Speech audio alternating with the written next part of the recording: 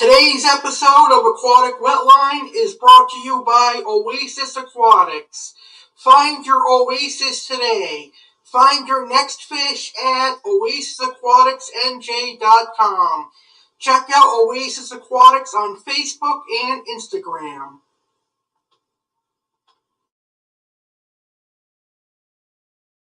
This fish keeping live stream is also presented to you by Aquascapeonline. Aquascapeonline is run by Pedro Villegas. Aquascape specializes in piranhas, freshwater stingrays, and other South American exotic fish.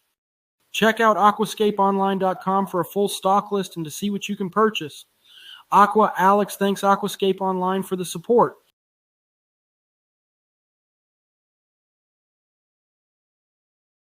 Welcome to Aquatic Wetline with Aqua Alex CARDINALE. Aquatic Wetline is a tropical fish and aquarium livestream that started out as a podcast in 2014 and is hosted by 30-year-old fish keeper Aqua Alex CARDINALE from Green Acres, Florida. Aqua Alex started fish keeping at the age of 12 and has kept monster fish, freshwater, and saltwater fish and has a lot of knowledge and experience in the aquarium hobby. Aquatic Wetline is supported and brought to you by Oasis Aquatics, an online and local fish shop in Hackettstown, New Jersey. Oasis Aquatics has cichlids, catfish, oddballs, and more. Find your oasis today at www.oasisaquaticsnj.com. What fish topic does Aqua Alex have tonight? Let's find out. Aquatic Wetline with Aqua Alex begins now. Aqua Alex is live from his fish room in Green Acres, Florida. Take it away, Aqua Alex.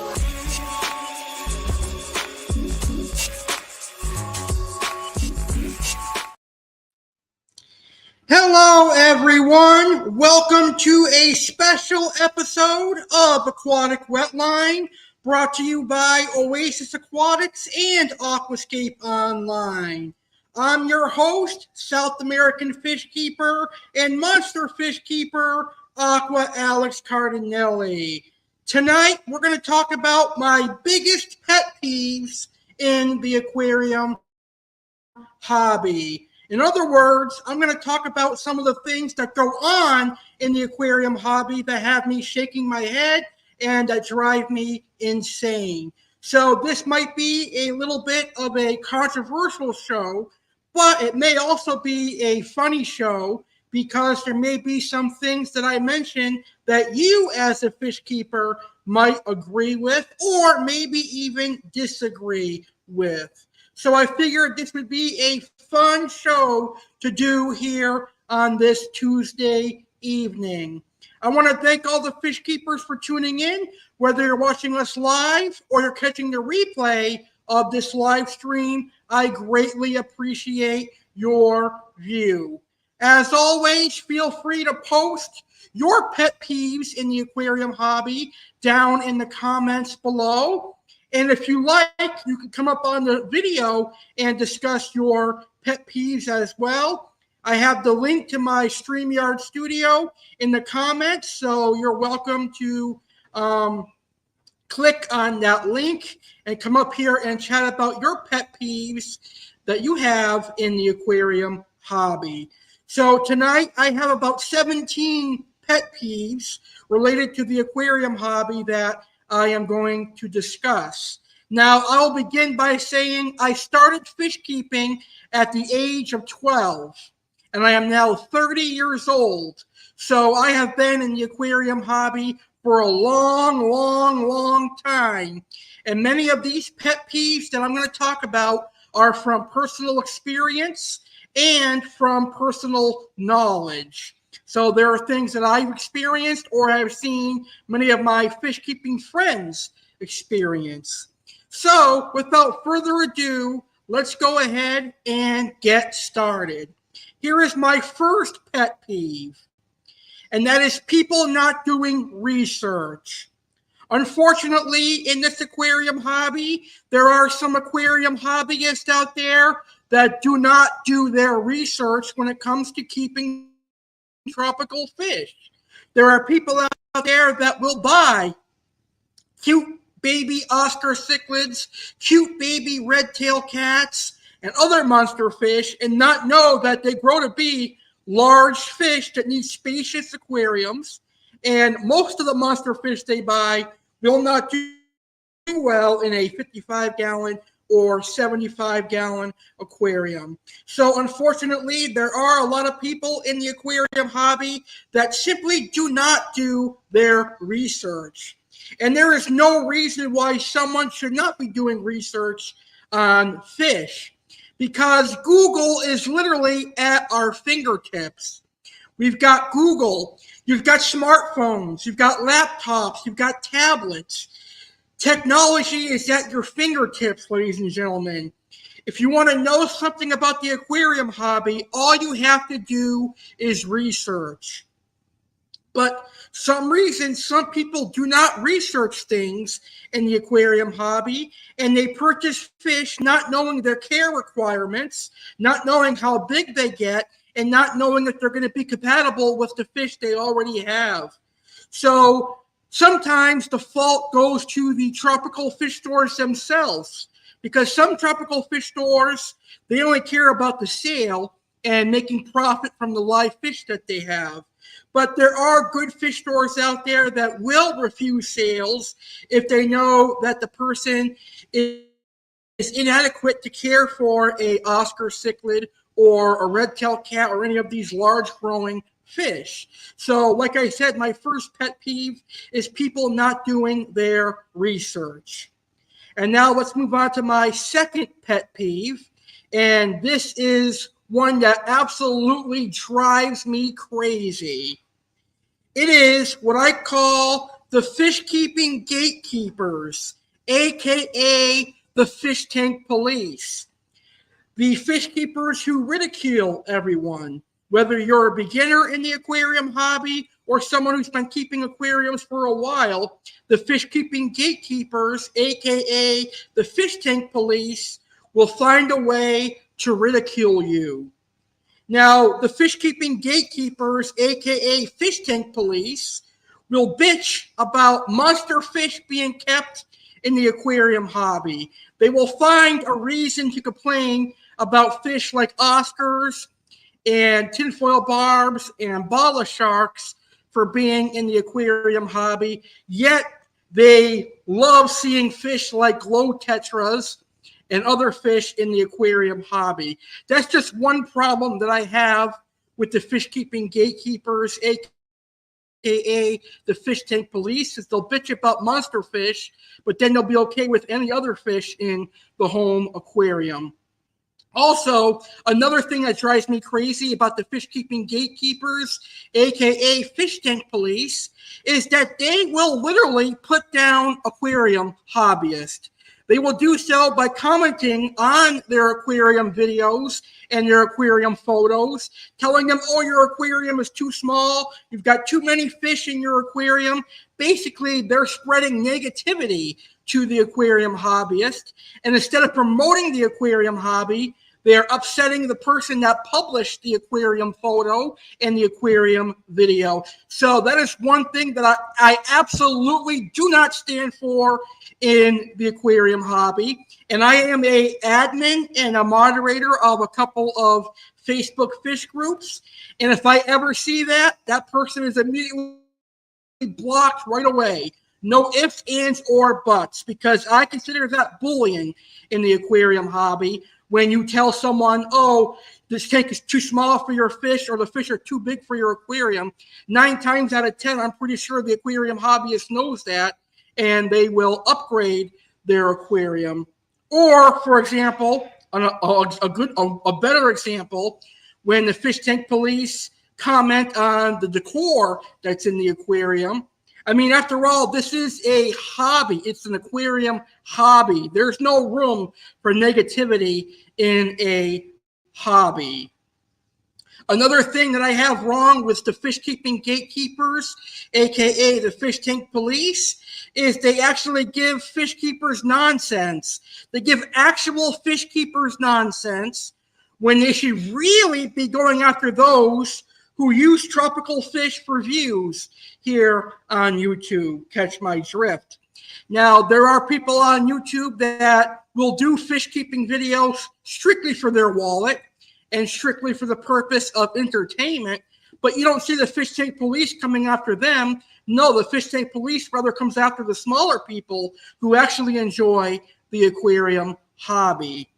And the last thing that really bothers me about the fish tank police and the fish keeping gatekeepers is they ruin the hobby for beginners who ask for help on Facebook fish groups. Nobody is perfect in the aquarium hobby. We have to understand that.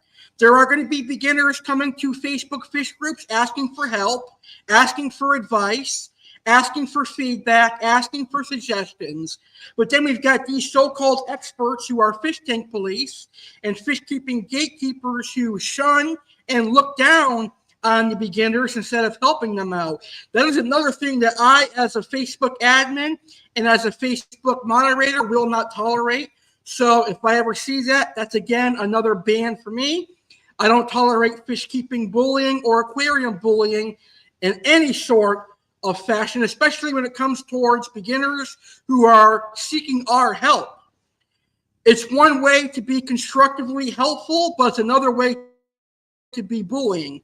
So there's a way to be a nice guy in the aquarium hobby and help someone out, but there's also a way to be an asshole in the aquarium hobby and find yourself booted from some of the Facebook fish groups that I am an admin and moderator of. So the fish keeping gatekeepers, aka the fish tank police, are some of my biggest pet peeves in the aquarium hobby. After all, I always say the aquarium hobby is a hobby after all. It is supposed to be enjoyable. It is supposed to be relaxing. So will all these fish tank Karens and all these fish tank Chads and all these fish tank police people, will you please relax and let people enjoy the aquarium hobby and let people enjoy their tropical fish? I mean, if they're posting pictures of dead fish or fish that are living in dirty, despicable conditions, that's one thing. But if they're asking for advice and they're looking for help, help them instead of being an asshole. That's all I have to say about that. All right, so let's get to my next pet peeve that we're going to talk about. And this one is one that drives me absolutely insane. This one is one that drives me as a YouTube content creator insane. And it is Facebook fish groups who ban aquarium content creators. You know what groups I'm talking about. The Facebook fish groups that absolutely don't want any aquarium YouTubers posting in their group, but yet they'll allow people to sell aquariums and live fish. It makes absolutely no sense. Now, personally speaking, I have been ostracized and removed from some Facebook fish keeping groups because I simply promote my YouTube fish keeping videos. And I'll be the first to tell you that absolutely pisses me off when that happens, because what I'm offering to the aquarium hobby is 100% beneficial and 100% positive. I absolutely love the aquarium hobby. I love the freshwater side of the hobby, and I equally love the saltwater side of the aquarium hobby. And I'm sharing what I know about fish keeping from what I've experienced as a fish keeper since the young age of 12. And I'm sharing what I've learned from the many fish keepers that I have interacted with and experienced with. And I know a who's who in the aquarium hobby. I know plenty of talented aquarium store owners. I know plenty of talented aquarium fish store owners, fish keepers, plenty of talented fish keepers I know, and people that are really experienced in many different outlets in the aquarium hobby, whether it's running a fish store, running an aquarium, an actual aquarium like the Mystic Aquarium or the New England Aquarium, whether it's people who are authors of fish keeping books. I know a lot of people in the aquarium hobby, and I have had many of them on my YouTube channel and my audio podcast before. People like Brian Conway, the author of Fish Keeping for Kids. People like Sam Scales, a wonderful expert in the aquarium hobby. He knows a lot about tropical fish, and he's also a great painter. So Facebook fish groups who kind of despise aquarium YouTubers and don't allow us to share our love of the aquarium hobby, I have a lot of hate for, because we're doing something positive for the aquarium hobby. It's not like as if we're going on your group to sell live fish or sell aquarium products. No, we're there to promote positive aquarium content. And that's all I got to say about that. Let's see, we have a live comment here. Sailing Aquatics is in the house. Hey, Jesse, how are you? I am doing great. I hope you're doing well. Thank you so much for being part of the show tonight. I hope you're having a great Tuesday evening. All right, so let's move along now. Let's get to my fourth pet peeve that we're going to talk about. Now, this is something that I've experienced firsthand in my many years of being in the aquarium hobby. And I'm sure a lot of people are going to have mixed emotions and mixed opinions on it. But we're going to be talking about fish flippers. Now, I have rehomed many species of tropical fish to people over the years in both Massachusetts and in Florida. And I've often rehome fish at ridiculous prices. I've gave people deals on some rare exotic fish thinking they were going to a good home. When I rehomed these fish to these people, I thought they were going to a much larger aquarium and they were going to be taken great care of. Come to find out, 9 times out of 10, these people were flipping them on Craigslist, Aquabid, and other aquarium websites. And how do you think that makes me feel as a man that gave this person a great deal on these fish at more than 50% of what they originally cost? So they got a great deal and they're making a profit off of what I gave them. So I take great exception to that, and it actually pisses me off. So now, when I rehome fish, which I don't do very often anymore, but when I rehome fish now, there's a whole lot of things that go into me rehoming a fish. I just don't simply meet the person anymore. They have to come to me, and I have to see pictures of their aquarium, and I tell them, I'm not allowing you to flip this. You can't sell them unless they don't work for your aquarium. So that's how I solve that, and that pretty much gets rid of any of the fish flippers. Because if I wanted to give my fish to someone that's going to turn around and sell it, then I would just go to my local fish store and trade them in there instead of going through the hassle of making a Craigslist ad and stuff. But that's just my personal opinion, and I know many people are going to have a different opinion on that. So the next pet peeve is one that is a little bit more scientific, and that is about common plecos. A lot of people are under the knowledge that common plecos are strictly herbivorous and that common plecos are algae eaters. They are for a majority of their lives. For their juvenile stages and into their adulthoods, they are algae eaters, and they will do a great job on cleaning the algae in your aquarium. But common plecos are actually omnivorous, and they will relish on other food in the aquarium as well. I have a common pleco right now that loves Hikari cichlid pellets. He loves raw market shrimp and tilapia, and very rarely do I see him eating algae now. So there is a reason why some of these common plecos will begin sucking on the slime coat of other fish and even eating dead fish, and that's because they're missing the protein in their diet. So common plecos are not strictly herbivorous.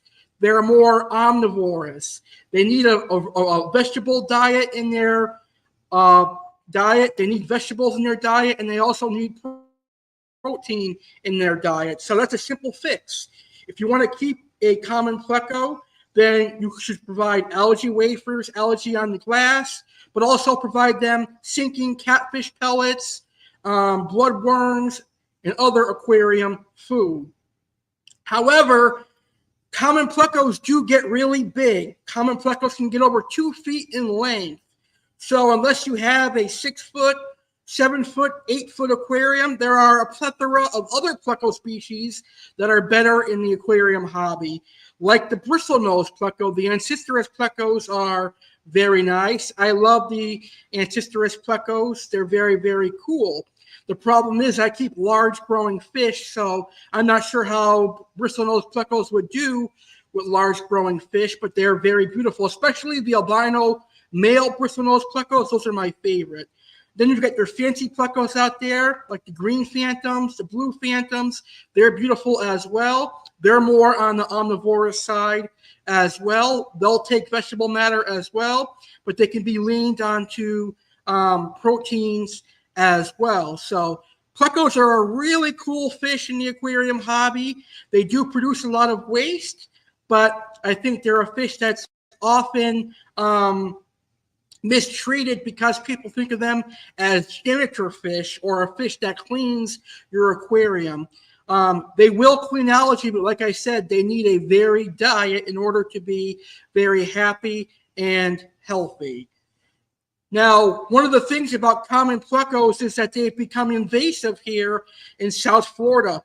You can go to West Palm Beach.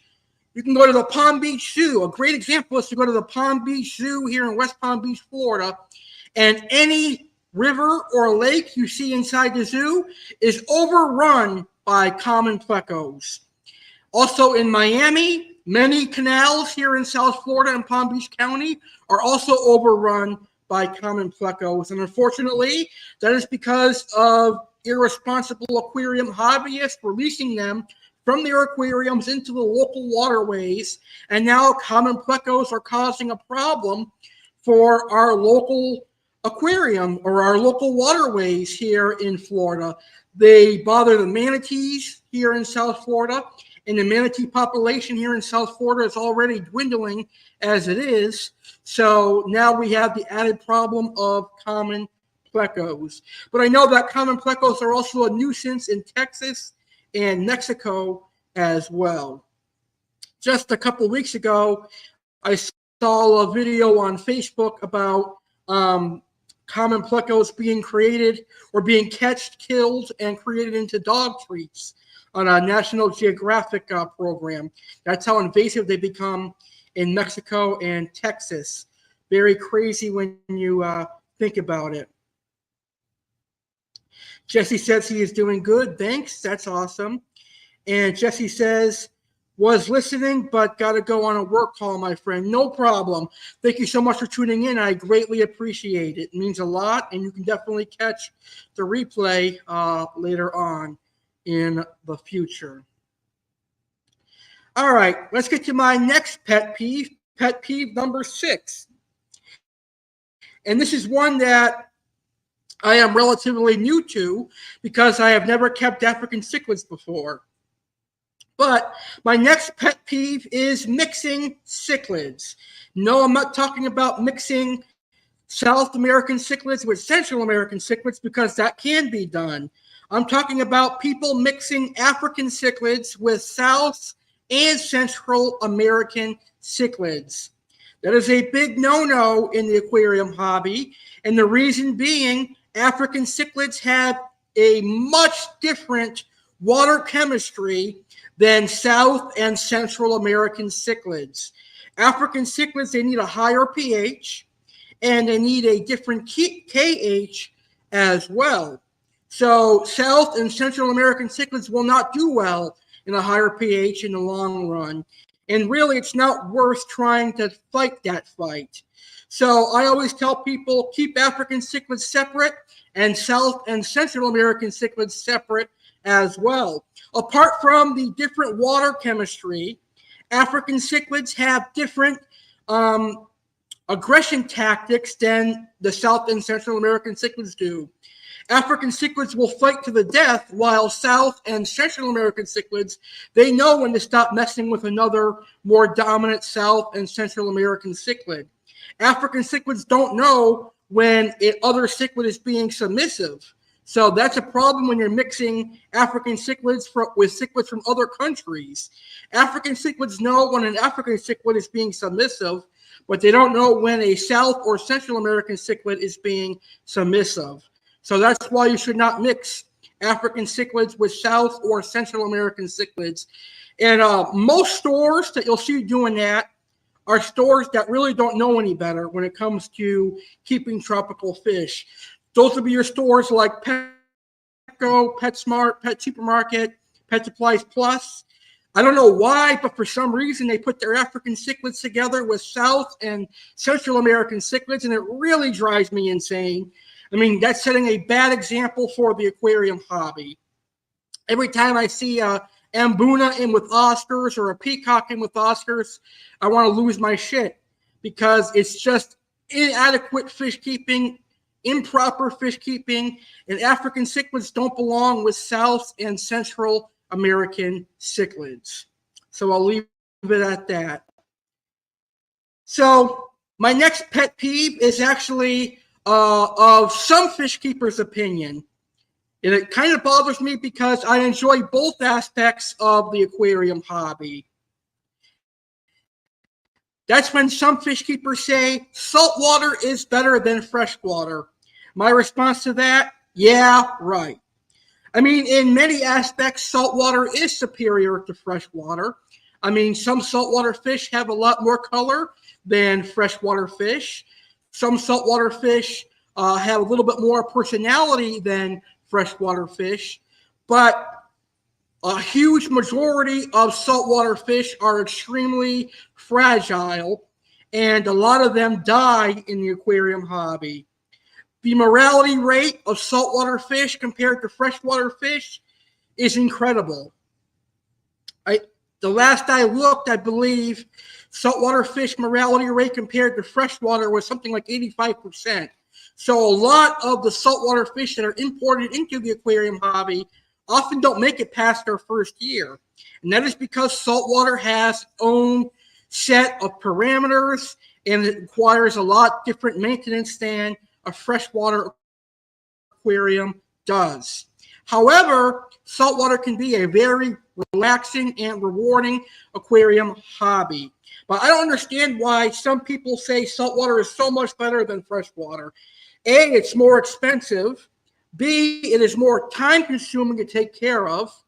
You need a lot more equipment. When it comes down to it, freshwater is just more easier and more friendly on the wallet.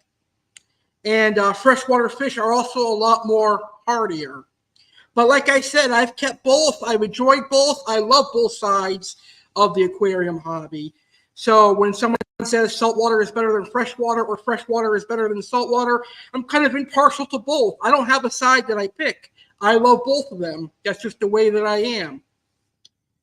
So I like both sides of the aquarium hobby equally. I can't pick a favorite because I've got favorite fish from freshwater and I have favorite fish from saltwater as well. So the next pet peeve is a spelling pet peeve. So allow me to be one of those spelling police officers right now. So my next pet peeve is how it comes to the word cichlid and how cichlid is pronounced. Some people call them cichlid. Some people call them other words that I can't even pronounce. Some people spell them funny, but the actual pronunciation of cichlid is cichlid. They are cichlids, not chiclets or chicklets or anything like that. It is cichlid. Cichlid. So think of the word sick and lid, and you'll be able to pronounce the word cichlid. I think it's hilarious that I have to mention that on a fish keeping show. I have people ask me questions about cichlids, and when I see them misspelling the word cichlid, it drives me crazy. But that's just a minor pet peeve that I have in the aquarium hobby. Now, again, this next pet peeve that I have comes down to personal preference. Some people love these fish. Some people are indifferent. Some people hate them. I'm kind of in the indifferent category. And we're talking about hybridized fish. We're talking about fish like blood parrots and flower horns. The reason I am indifferent about them is because I kind of like blood parrots. They are kind of cute looking. They are kind of adorable. But unfortunately, they are so hybridized, they often have a short lifespan. Their organs are greatly deformed. They really don't have a functioning mouth. They cannot eat naturally. So they are extremely deformed. And because of that, they have weakened immune systems. And they don't live long lives. Any change in their water chemistry can instantly result in a blood parrot's death. So they're not extremely hardy like a Amphalophus red devil would be or a trimac would be. Same can be said for a flower horn. A flower horn might just be even more deformed than a blood parrot because of the cock on its head. Now, don't be a pervert. When I said the word cock, I'm referring to the growth on a male flower horn's head. That tumor-like appendage on a male flower horn, it is called a cock, K-O-K. So all you perverts out there, don't go saying I said that flower horns have cocks. They have a male appendage called the K-O-K. just kidding. But I'm kind of indifferent when it comes to blood parrots and flower horns. I mean, they do have a place in the aquarium hobby. I probably won't keep them again. I kept blood parrots once, and they didn't last too long. They got bullied in my aquarium from some aggressive fish, and because of their deformities, they didn't last long. Some people love them, some people hate them, some people are indifferent. I'm kind of indifferent, but I prefer the true parrot cichlid from South America, the true red devil, and the true trimac. So if you're looking for a fish that looks like a flower horn, consider a true trimac. I will admit, though, the only hybrid fish that I really like is the red-tailed cat times tiger shovel-nosed catfish. But they just grow too large for most people's aquariums. All right. The last pet peeve I'm going to talk about before we take our quick intermission here on Aquatic Wetline is our 10th pet peeve. And I'm sure there are some fish keepers out there who are going to agree with me on this pet peeve. I'm sure this one is going to drive you crazy as well. So this pet peeve comes to people who are selling their aquariums on places like Craigslist and Facebook Marketplace. Overpricing used aquariums. God almighty, why do people feel like they should be getting top dollar for used aquariums? It drives me absolutely crazy when I go on Craigslist and Facebook Marketplace and I see a 55-gallon aquarium, for example, selling for $300. Are you insane? I mean, you could buy a brand new 55-gallon at Petco when they have their sales for less than that price. Some people overprice things to the point that it's ridiculous. I mean, I probably can go on Facebook Marketplace and Craigslist, pull up a couple of ads, and put them on Friday Live with Aqua Alex in my Aqua Alex React segment, and I have a whole plethora of Aqua Alex React segments lined up for about 5 months. Come on, folks, it's crazy. Used aquariums do not fetch top dollar. Even if they come with filters and lights and glass canopies and stands, used aquariums are used, which means that they can literally bust open at the seams at any point. I, as a fish keeper, only pay top dollar for brand new aquariums or close to new aquariums. Now, it is of my personal belief that used aquariums should be paid at about $1 per gallon. So, for example, a 55-gallon, I would not pay more than $55 for the tank by itself. A 75-gallon used, I would not pay more than $75 for the tank by itself. Of course, I would add more for the stand, the filters, and whatever else it comes with. But for the tank itself, I never pay more than $1 per gallon for a used aquarium. And like I said, aquarium hobbyists, get it together, folks. When an aquarium is used, it does not cost nearly the fraction of a brand new, unused aquarium. Unfortunately, I think what happens in the aquarium hobby, some aquarium hobbyists, they get too many aquariums and they want to make an investment on how many aquariums they bought, so they look to get rich. So stop looking to get rich selling used aquariums on Craigslist and Facebook Marketplace. So when you're selling used aquariums, just know that you're not going to get top dollar, but you could help a future aquarium hobbyist out and giving them a used aquarium for a great price. All right. Those are my first 10 pet peeves that I have. I have 7 more coming up for you. But right now we're going to take a quick intermission, which is being brought to us by our lovely supporters at oasisaquaticsnj.com and aquascapeonline.com. Also, during this intermission, you're going to hear about some special upcoming live streams that I am doing. Also, I want to take this time to welcome a brand new audience to my live stream. I would like to welcome those who are watching on Twitch. Welcome to the Real Alex Cardinale live streams, where I do fish keeping live streams, WWE live streams, cooking and baking live streams, and more. So be sure to follow me on Twitch, where I'll be broadcasting live all my live streams as well as here on YouTube. So make sure you guys follow me on Twitch if Twitch is more of your thing. This special episode of Aquatic Wetline continues right after this. We're back with more right after a word from our supporters.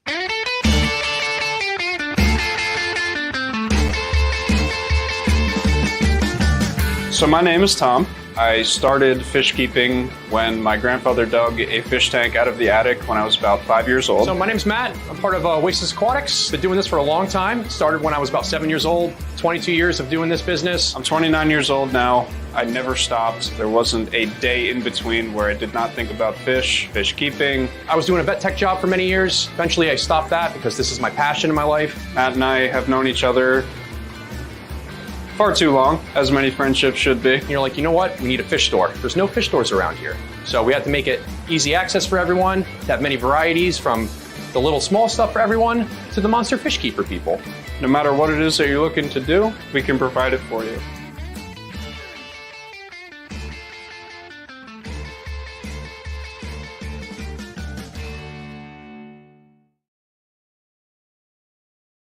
Aquascapeonline is proud to support Aqua Alex CARDINALE and Aquatic Wetline. Aquascapeonline is an online exotic freshwater fish shop owned by Pedro Villegas, who specializes in piranhas, stingrays, cichlids, catfish, and more. Aquascapeonline has been monster fish keepers' go-to place for exotic large growing predatory fish for over a decade. Looking for a specific type of piranha? Aquascape carries both Pygocentris and Cerasalmus. We also have Exodon tetras, wolf fish, African tiger fish, and other toothy aquatic monsters. Check us out today. www.aquascapeonline.com. Hey fish keepers, Aqua Alex Cardinale, owner and founder of Facebook Fish Keeping Group. Yep, we like fish keeping. My goal today is to invite you to join my Facebook group. Yep, we like fish keeping. We welcome fish keepers from all over the world. We welcome fish keepers of all ages. On Yep, we like fish keeping, you can post photos and videos of your tropical fish. You can ask tropical fish questions. You can share your Facebook fish groups on Mondays and Fridays. And you can also interact with other fish keepers.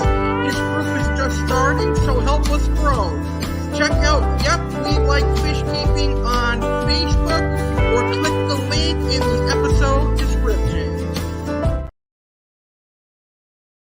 On the next Friday Live with Aqua Alex Cardinale, live Friday, May 24th, 2024, at 10 p.m. Eastern Time, 7 p.m. Pacific Time, it's an action-packed second episode. For the first time ever on Friday Live, Aqua Alex Cardinale will be getting new fish and will be doing an unboxing. Aqua Alex will be doing an Oasis Aquatics unboxing. He will be getting 5 new fish. 2 fish from South America, 2 fish from Africa, and 1 fish from Asia. What will they be? Our special guest will be the owner of Tangled Up in Cichlids, Kevin Cumberton. Aqua Alex's featured fish will be the Red Devil Cichlid. Learn about unique species of knifefish and catfish as Aqua Alex discusses them next week. Seachem Prime is our featured aquarium product. Plus, facts on doing water changes and buying new fish. All that and more, Live this Friday, May 24th, 2024 at 10 p.m. Eastern, 7 p.m. Pacific on YouTube channel The Real Alex Cardinale. On the next Saturday Live with Alex Cardinale, it's time to kick off a whole new season. It's the Season 3 premiere of Saturday Live with Alex Cardinale, and it's live on Memorial Weekend, Saturday, May 25, 2024, at 9 p.m. Eastern, 6 p.m. Pacific. Some new segments debut on Saturday Live for Season 3. South Florida Local will feature a local business each and every Saturday night. Our first business we will feature is Kimura Hibachi Restaurant in Boynton Beach, Florida. What's the Haps with Alex Cardinale will feature current events and happenings in the world. Mailbag with Alex Cardinale, where Alex answers your questions and reacts to your comments. All three of these segments make their debut on the Season 3 premiere of Saturday Live this Saturday. There will be a special guest. Jeremy Stelhern will be here to chat with the one and only Alex Cardinale. Sergeant Slaughter will have facts on Six Flags New England and Burger Fi. Oasis Aquatics featured fish is the redhead Tapajos geophagus, plus an update on the new fish from Oasis Aquatics. Aquascapeonline featured fish is the elongatus piranha. Aqua Alex featured fish is the lemon jake peacock cichlid. The animal of the week will be the mighty lion. All that and more, including Karens of the week, funny videos, Yankees spotlight, and more. Season 3 premiere of Saturday Live with Alex Cardinale live this Saturday, May 25, 2024 at 9 p.m. Eastern, 6 p.m. Pacific on YouTube channel The Real Alex Cardinale. Welcome back to a very special episode of Aquatic Wetline. Tonight on Aquatic Wetline, we are discussing my biggest pet peeves in the aquarium hobby. And before I took our intermission, I've already discussed my first 10 pet peeves, and now I've got 7 more of my biggest pet peeves in the aquarium hobby to discuss. If you're just tuning in now, feel free to post your pet peeves in the aquarium hobby down in the comments below, and you're more than welcome to come up here on the stream and discuss your biggest pet peeves. If you're watching on YouTube, there is the link, so you can click that there and you'll be able to come up here and discuss your pet peeves. All right, let's get right back into it and discuss my next 7 biggest pet peeves in the aquarium hobby. Now, there is a group of fish that I consider to be one of my all-time favorite groups. That is the Cerassalmonid family. Now, Cerassalmonid is, of course, pacus, piranhas, and silver dollars. For some reason or another, people often think of piranhas as being this fearsome predatory fish that is a bloodthirsty killer that will attack and kill huge animals like horses and even humans. But that is because of Hollywood. Hollywood has made piranhas out to be these horrific serial killer-like fish, when in reality, they are far from that. In actuality, a piranha is likely to be more scared of you than you being scared of a piranha. Now, the only reason a piranha would attack a healthy, large animal would be if it was starving and hasn't eaten for weeks or months. But piranhas can actually go a long time without eating. But having said that, there is a big misconception in the aquarium hobby that piranhas are one of the baddest fish around. And unfortunately, because of that misconception, piranhas are banned in Florida, they're banned in Massachusetts, they're banned in California, and many other places in the United States of America, all because of Hollywood.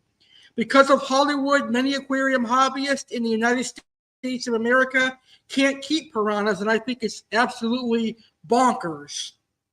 I mean, a piranha isn't as bad as a pacu or a silver dollar.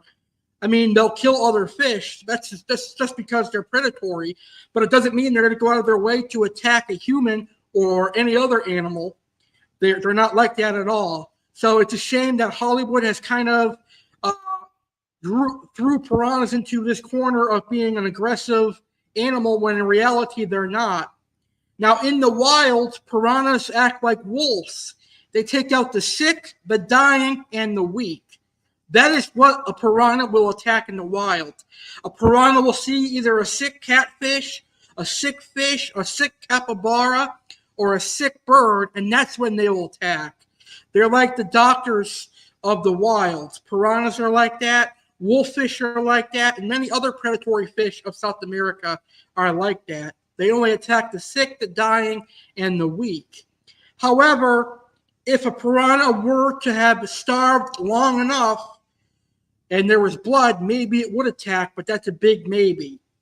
So if you don't believe me and you think I'm lying about piranhas not being a bad fish, just watch River Monsters and you'll see Jeremy Wade enter a pond and a pool with thousands of piranhas. There were some red-bellied piranhas in there.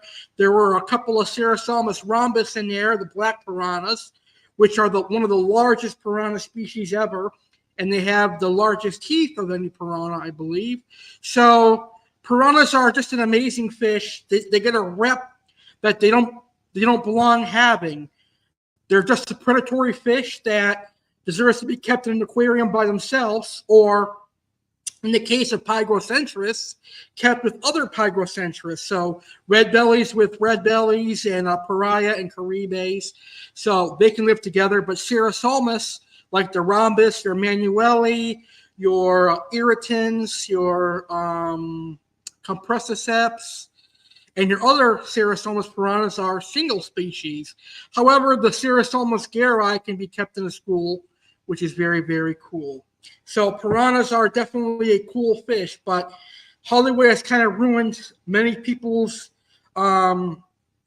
stance on piranhas, unfortunately. So my next pet peeve is the pretentious fish keepers. Those would be fish keepers like, my fish is better than yours. My aquarium is better than yours.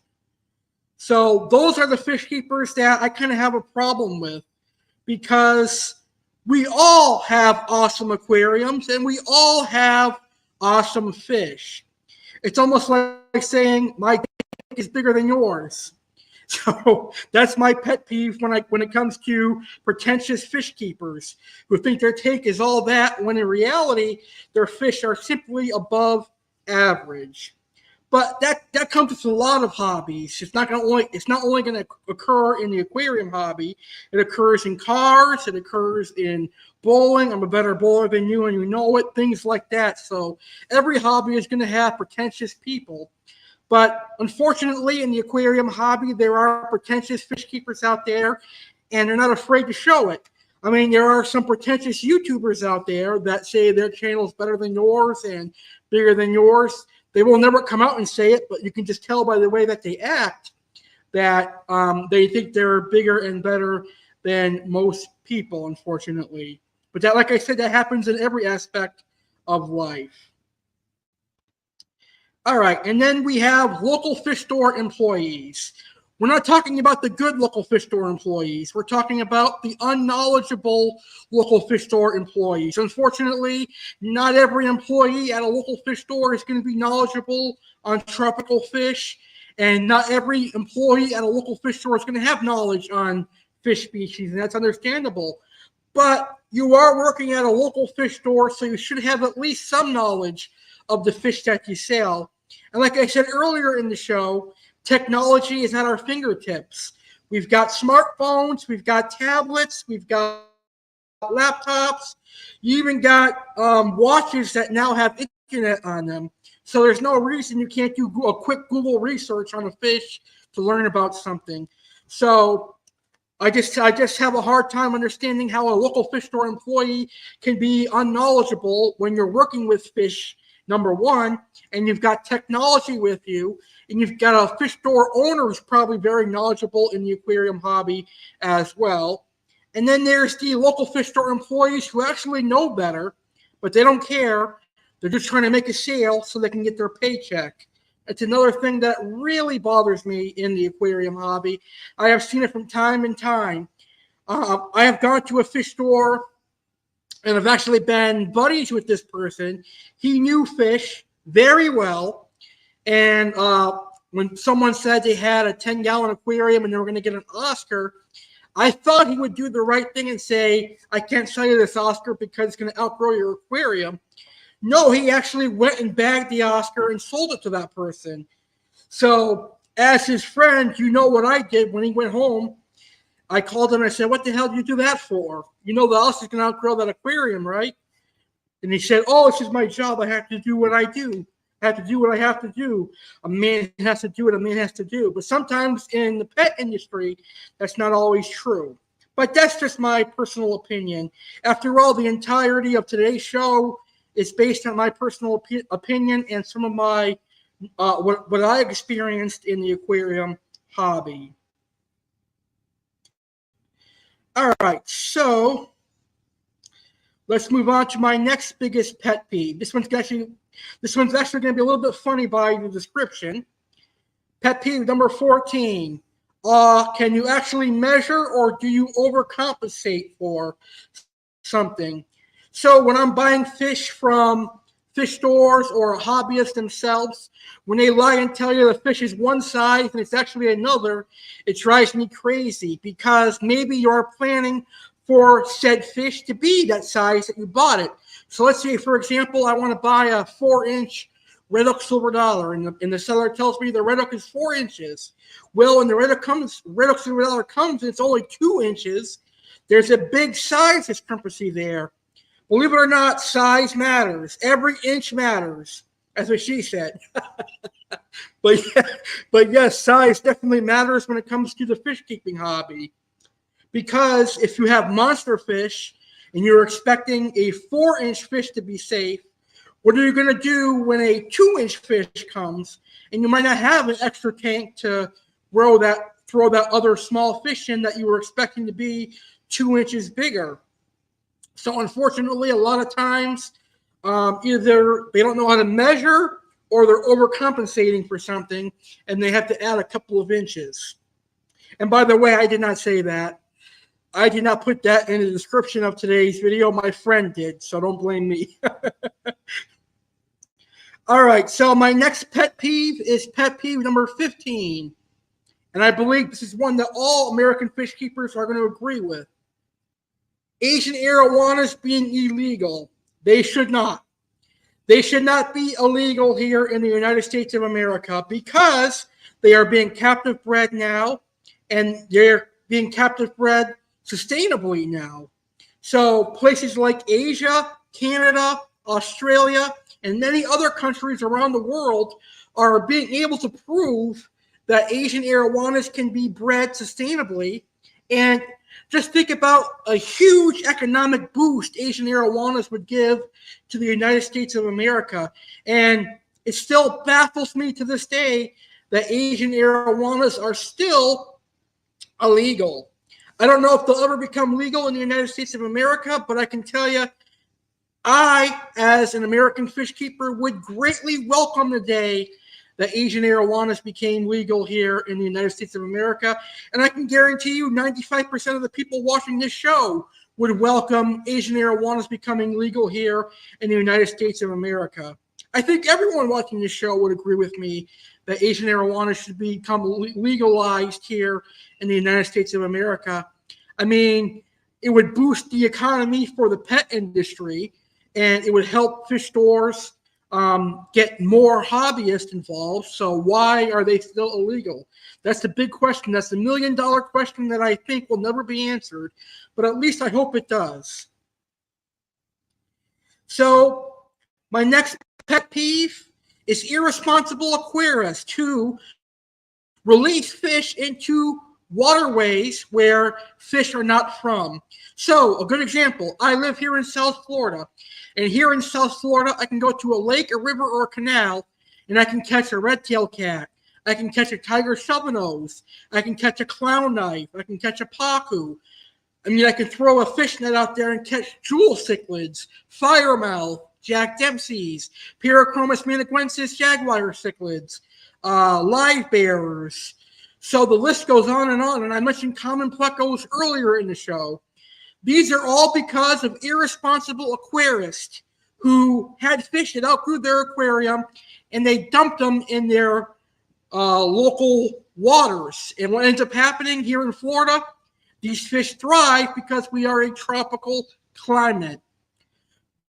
Because of the irresponsible aquarist, us Floridian fish keepers cannot own the very cool exotic fish that we all like. We cannot own piranhas. We cannot own freshwater stingrays.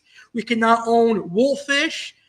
We cannot own some of the more exotic oddball fish that other states here in the United States can have. And that's because of irresponsible aquarists. Another good example of that would be the snakehead. I was born when my dad was keeping snakeheads, and I thought that by the time I was able to have my own aquarium, that I would be able to keep and raise snakeheads. Well, that dream was taken away from me about 20 years ago when snakeheads became illegal across the whole country, unfortunately. And that is because snakeheads are extremely hardy and they can adapt to a wide variety of climates, and water chemistry. So they thrived here in the United States, and unfortunately, they are a very invasive species, and that is because of irresponsible aquarists. So hopefully, that will not happen anymore, but can't fix stupid. There's still plenty of stupid people out there. All right, and my final pet peeve actually is a pet peeve that luckily I no longer have to deal with. This is more of when I lived in Western Massachusetts and I did trade-ins at a couple of local fish stores. So my last pet peeve has to do with local fish store trade-ins. So one thing I will say is all the fish stores that I've been to, I've been fortunate that they do trade-ins. However, that is good and that is bad.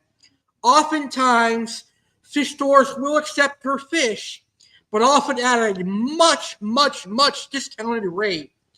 They will give you pennies, dimes, and nickels compared to what they're going to charge for your fish.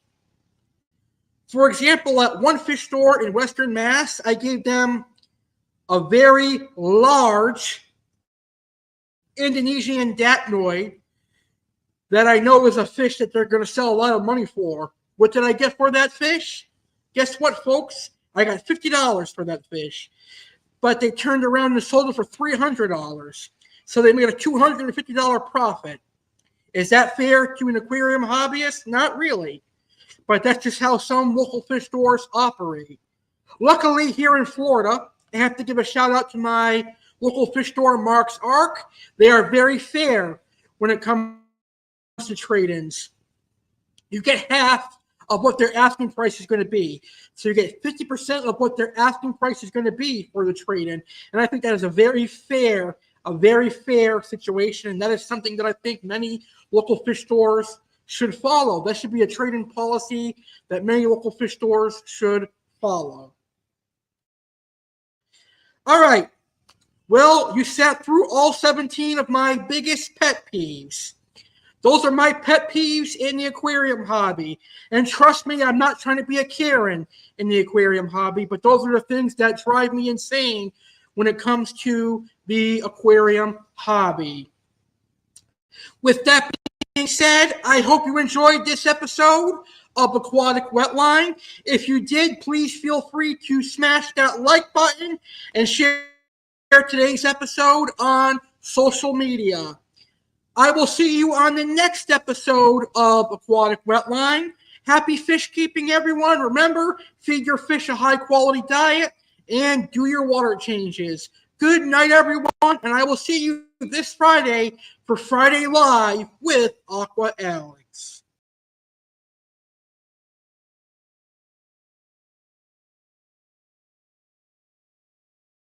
Thank you very much for watching this live stream of the Real Alex CARDINALE YouTube channel. I hope you enjoyed the show. I want to thank you all for your patronage for the last 10 years.